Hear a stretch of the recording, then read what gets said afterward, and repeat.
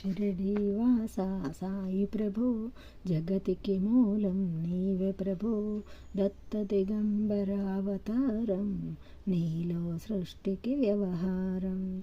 త్రిమూర్తి రూపా ఓ సాయి కరుణించు కాపాడోయి, దర్శనమీయగరావయ్యా ముక్తి మార్గం చూపవయ్యా. షిరిడీవాసా సాయి ప్రభో జగతికి మూలం నీవే ప్రభో, దత్త దిగంబరావతారం నీలో సృష్టి వ్యవహారం.